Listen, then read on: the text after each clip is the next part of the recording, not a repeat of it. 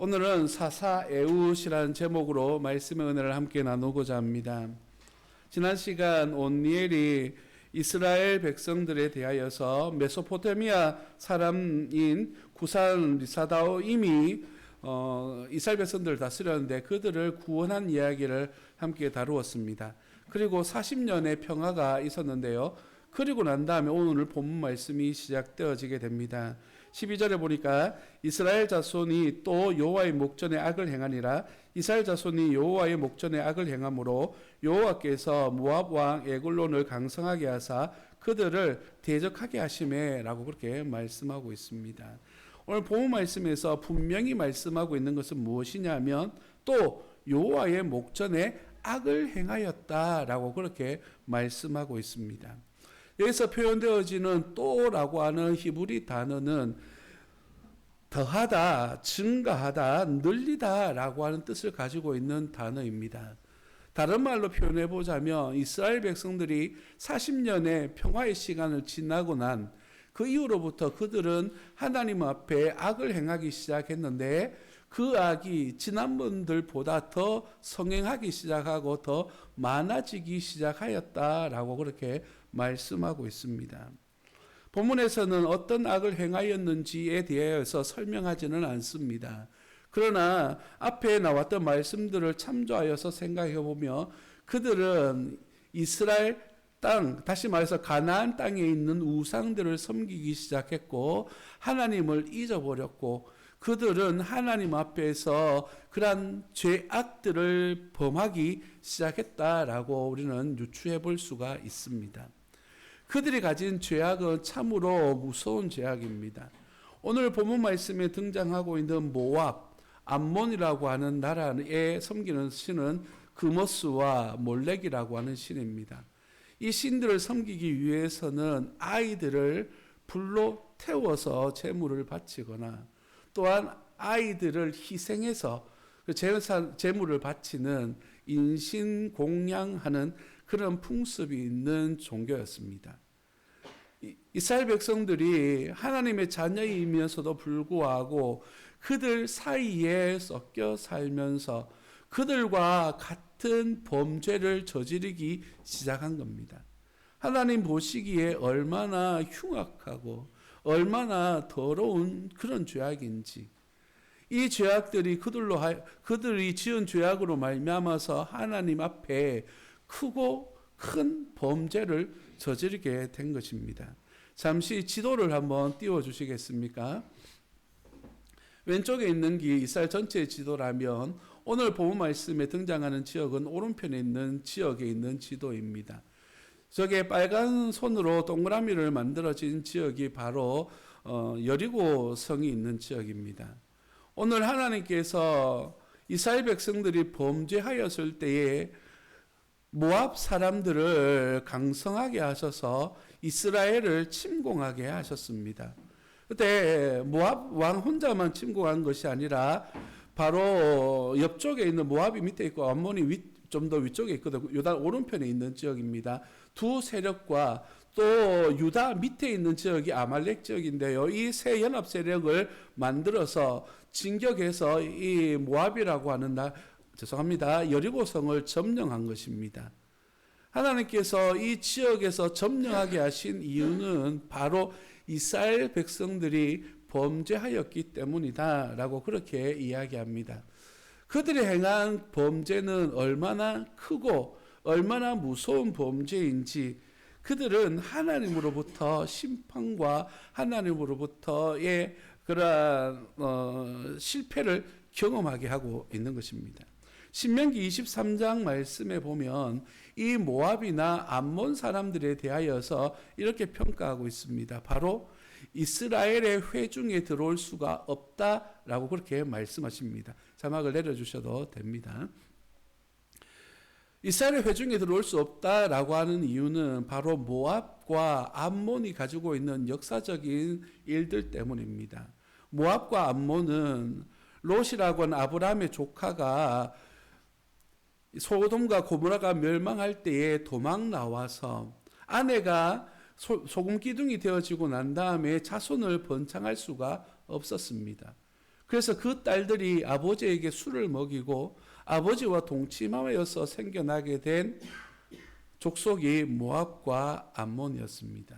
근친상간의 죄로 말미암아서 하나님께서 금하신 죄로 말미암아서 생성된 그러한 민족이기 때문에 하나님께서는 그들과 함께 할 수 없다라고 말씀하신 것이죠. 이스라엘 백성들이 여호수아 시대에 가나안 땅을 점령하고 난 다음 그 세가 강성했습니다. 그리고 우리 앞서게 나왔던 온니엘이 나라를 잘 다스려 왔기 때문에 그들 가운데 강성함이 있었습니다. 알 수 있는 것은 무엇이냐면 이 모압 혼자서는 가나안 땅을 점령할 수 없기 때문에 암몬과 또한 또 다른 갑자기 그 적 이름이 생각이 안 납니다. 아말렉, 아말렉과 함께 연합하여 공격할 수밖에 없는 작은 나라였음을 알 수가 있습니다. 그런데 하나님께서 오늘 본문 말씀을 통하여 그 모압 사람을 강성하게 만드셨다라고 말합니다. 여기에서 우리가 발견해야 될 첫 번째 은혜가 무엇이냐 하면 하나님의 사람들이 하나님 앞에 불순종하고 악한 길을 가게 될 때에 하나님께서는 결코 침묵하지 않으신다라고 하는 사실입니다. 여기에서 발견되어지는 것은 이스라엘 사람들에게 있어서 모압 사람들이나 암몬 사람들 이런 사람들은 경멸의 대상이었고 무시의 대상이었습니다. 이스라엘 사람들을 위협할 수 있는 존재들이 아니었습니다. 그럼에도 불구하고 하나님께서 그들을 들어 사용하시니까 이스라엘 백성들은 그들에게 가슴 아픈 상처가 되어지게 된 것이죠. 여러분, 그들이 점령한 지역이 여리고성이라고 말씀드렸습니다. 이 여리고성은 어떤 곳입니까? 하나님께서 이스라엘 백성들을 광야 생활 가운데서 이끌어 주셔서 가나안 땅에 들어가서 첫 번째로 점령한 하나님의 선물이었습니다. 가나안이라고 하는 하나님의 선물을 주시는 첫 번째 열매가 이 여리고성인데 그 여리고성이 빼앗겨 버리게 된 겁니다. 그리고 모압 사람들은 이 여리고성을 점령해서 이스라엘 사람들을 다스리는 전쟁 기지로 삼았습니다. 그래서 이스라엘 사람들은 공물을 만들어서 이 모압 사람들에게 갖다 바쳐야 되는 치욕의 장소가 되어져 버린 것입니다. 그 이유가 무엇입니까? 하나님 앞에 범죄했기 때문입니다. 그리고 그 범죄는 날이 더해갈수록 더 많아졌고 더해졌고 더 흉악해지게 되어진 것입니다. 멸시하고 경멸했던 사람들의 우상을 섬기기 시작했고 그들과 같이 되어지기를 원했고 그들과 함께 살아가기 시작했습니다. 하나님께서 금하신 것 중에 하나가 무엇이냐면 서로 결혼하지 말라라는 것입니다.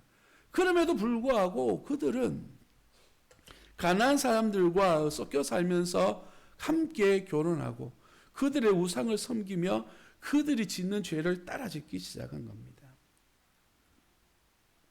본문은 이러한 죄악에 대한 하나님의 심판이 모압이라고 하는 사람들이다라고 명확하게 말씀하고 있습니다. 사랑하는 성도 여러분, 우리는 이 땅에서 어떠한 삶을 살고 있습니까? 여러분이 바라보시고 여러분이 소망하는 것이 과연 무엇입니까? 오직 하나님을 알고 하나님을 예배하고 하나님과 동행하는 일에 힘쓰시기를 예수님 이름으로 축복합니다. 사사기 말씀을 대변하는 말씀이 2장에 나와 있는데요. 그 말씀의 대표적인 내용이 그것입니다. 하나님을 알지 못하는 새로운 세대가 일어났다. 하나님에 대하여 잊어버리고 하나님에 대하여 다음 세대를 잘 양육하지 못했던 그 세대가 이러한 악으로 치닫는 모습들을 우리에게 교훈하여 보여주고 있는 것입니다.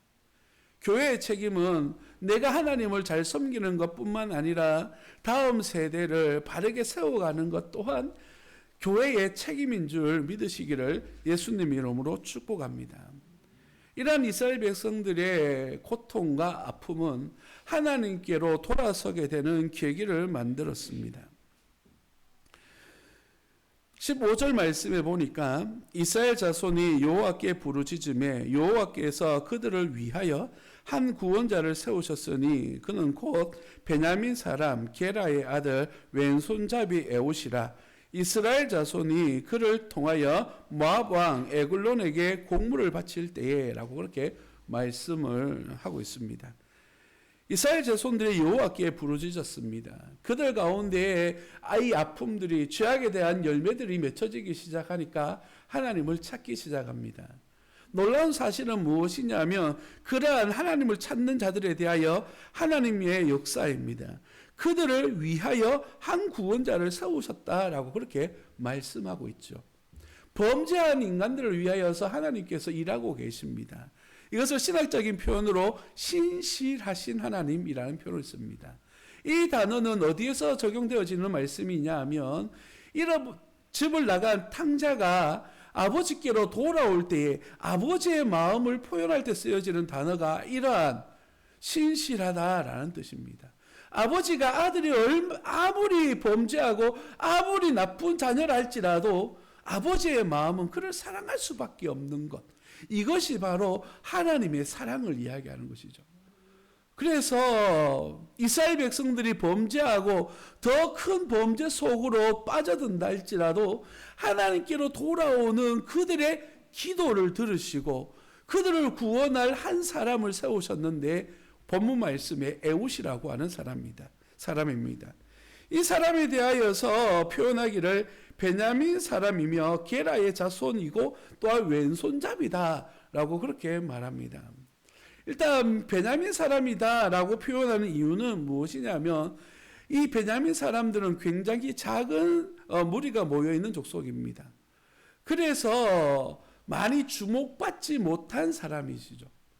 우리 앞전에 나왔던 언넬이라고 하는 사람, 유다에 속한 사람이기 때문에 굉장히 지지를 받는 엘리트 가문에서의 사람입니다. 그러나 이 에웃이라고 하는 사람은 그렇지 못했습니다. 뿐만 아니라 이 사람에게는 왼손잡이라고 하는 별명이 붙어져 있습니다.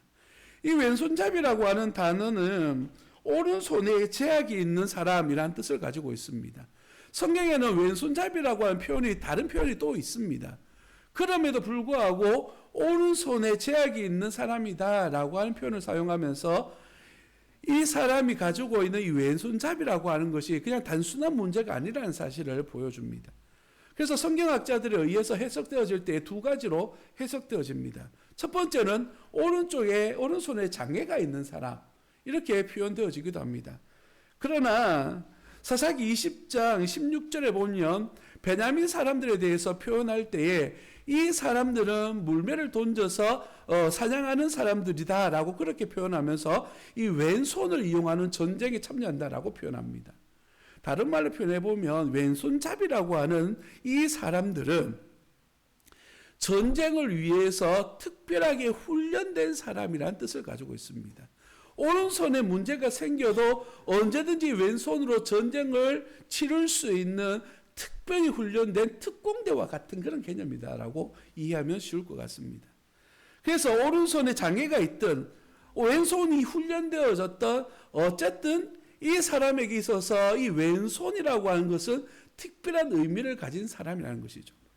그래서 이 에글론에게 공물을 바치러 갈 때에 한 50cm 정도 되는 한 규빗이니까 여기서 요 정도 되거든요. 이러한 칼을 만들어서 오른쪽에 숨겨서 나아가게 됩니다. 그리고 공물을 바치고 다른 사람들은 돌려보내고 난 다음 에글론에게 다가서기 시작합니다. 그리고 왕에게 이렇게 이야기하죠. 은밀하게 당신에게 아랠 것이 있습니다. 이 에글론 왕은 은밀하게 아랠 것이 있다라고 말했을 때에 아마도 비밀이 바칠 물건이 있는가 보다라고 생각했는 것 같습니다.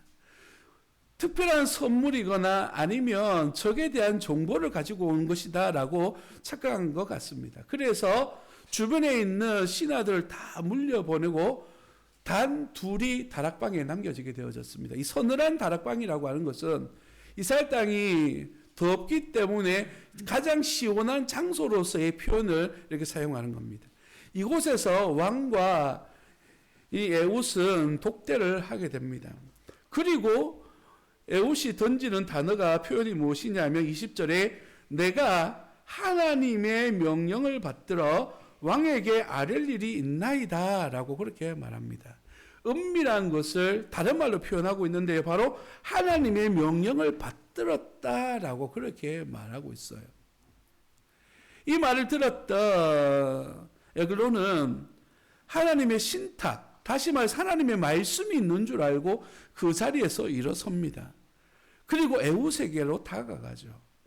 이때 에훗은 숨겨진 칼을 이용해서 그를 찔렀습니다. 얼마나 세게 찔렀는지 그 칼 자루까지 몸에 들어가서 기름에 엉켜서 빠지지 않았다라고 성경은 이야기하고 있습니다. 그리고 에훗은 그 방문을 안에서부터 잠그고 도망하였습니다. 신하들이 돌아왔을 때에 문이 잠겨 있는 것을 바라보고 그의 발을 가리운다라고 생각했습니다. 성경에서 발을 가린다라고 하는 단어는 용변을 본다라고 하는 뜻을 가지고 있습니다. 히브리 성경에는 냄새가 흘러나왔다라는 표현을 사용하고 있는데요. 방에서 용변 보고 있는 냄새를 맡고 이 지금 왕이 볼일을 보고 있구나라고 생각한 것 같습니다. 시간이 지나도 기척이 느껴지지 않아서 열쇠를 가지고 문을 열었더니만 어땠습니까? 이미 왕이 죽어 있는 것입니다.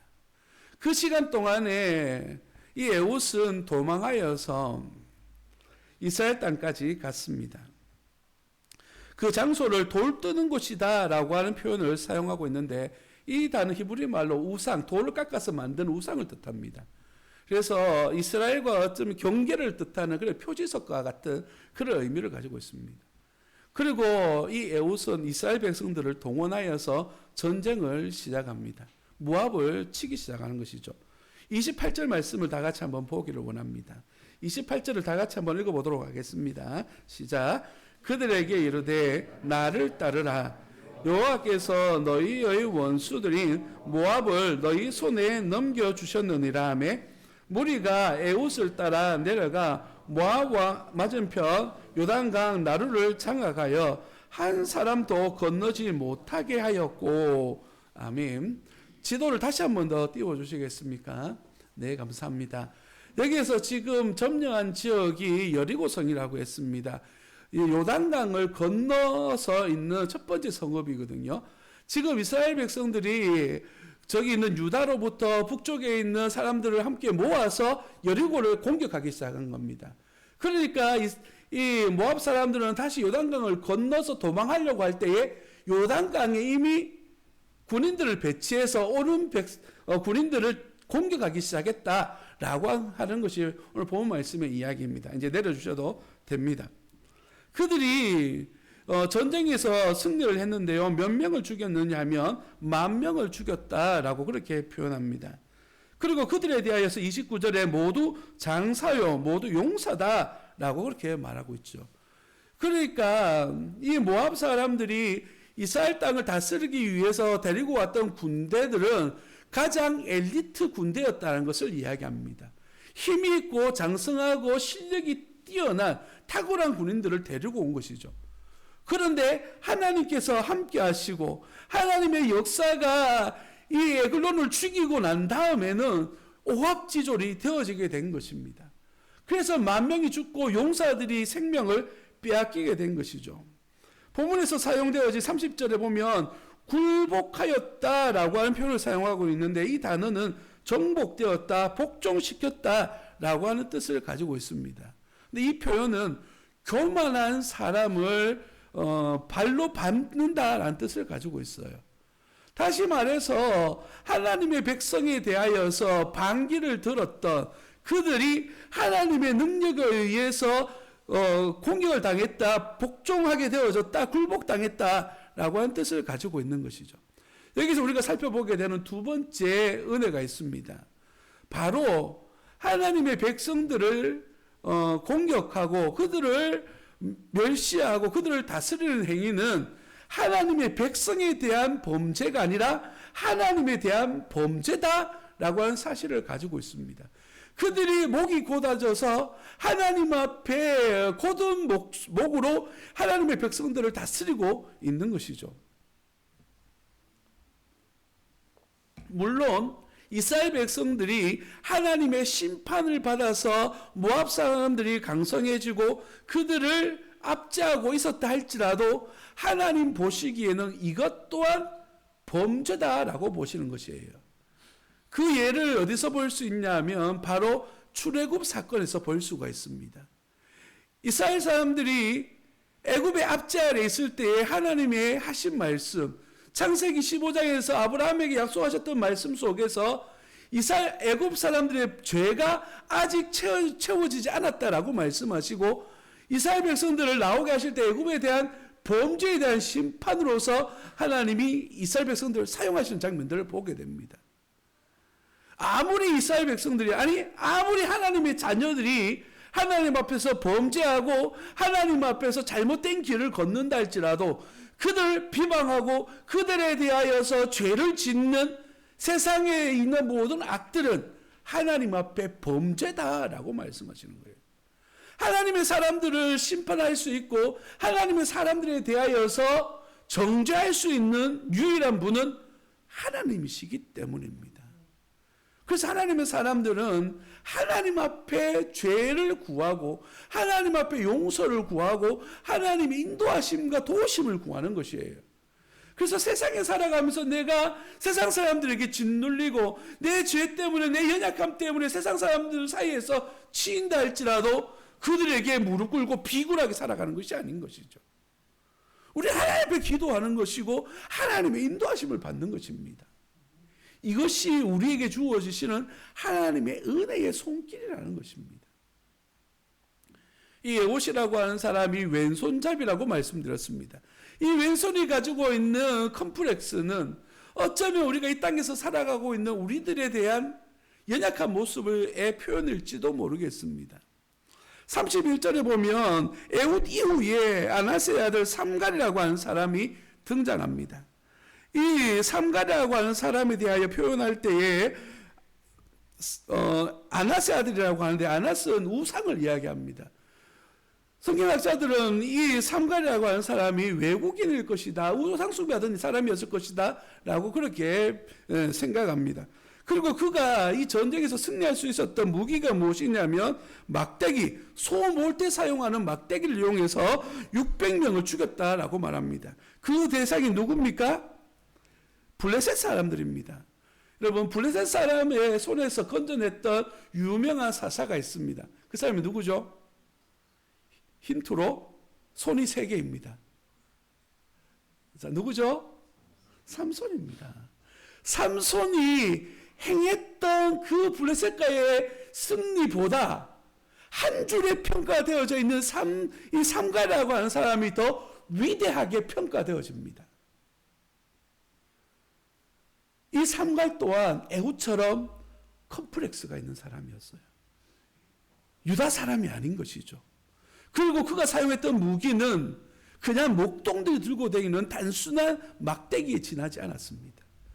그러나 하나님께서 사용하시고 하나님께서 역사하시니까 하나님의 귀한 일들을 이룰 수가 있는 것입니다. 오늘 본문 말씀이 우리에게 말씀하시고자 하는 교훈은 무엇이냐면 우리가 아무리 연약하고 부족하고 내 안에 컴플렉스가 있다 할지라도 우리는 하나님의 사람들이라는 사실입니다.